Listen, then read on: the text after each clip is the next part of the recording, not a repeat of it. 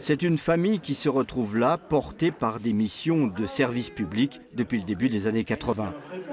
Tous les flyers qu'on avait faits, je les ai tous là. Des traits d'union indissociables de l'histoire de cet espace planoise, rêvé, pensé différemment, notamment par Jacques Wingler, premier directeur du lieu. Un pari audacieux, transformer le rapport scène-salle et prôner l'ouverture. La création théâtrale, c'est aussi une création à 360 degrés, c'est-à-dire une possibilité d'utiliser tout l'espace pour que le spectateur, c'était mon rêve, devienne le dernier interprète, si je puis dire. Déjà dans les cartons à la fin des années 50, le projet se concrétise en 1982. Planoise, c'était jusqu'à maintenant la forte densité humaine et le presque vide culturel. C'est à la fois un lieu de diffusion, mais c'est aussi un lieu de formation, d'échange et de rencontre. Michel Imbert, dit Léo, sera longtemps le directeur technique de l'espace.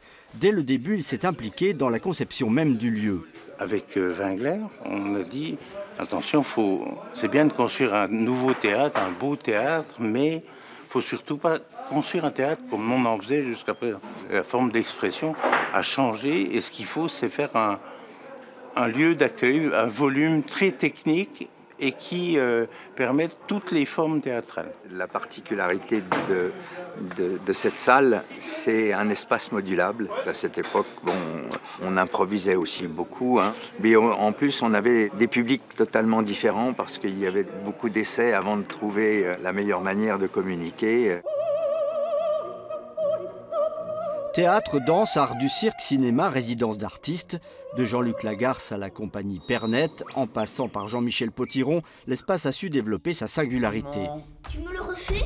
Une dernière fois alors, hein? Concentre-toi, t'es prêt? Le maire souhaitait qu'à Planoise, il y ait des outils destinés à l'ensemble de l'agglomération et destinés à offrir aux Planoisiens une offre culturelle de proximité, de qualité. La culture pour tous, par tous, l'éducation populaire. Mais je prends populaire dans le sens où, par exemple, Jean Vilar avait fait un théâtre national populaire.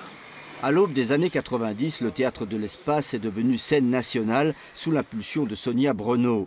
Le monde culturel a bougé, mais ce sont toujours les mêmes questionnements qui font le socle de cette identité. On se questionne sur comment nos projets peuvent être davantage partagés avec les populations.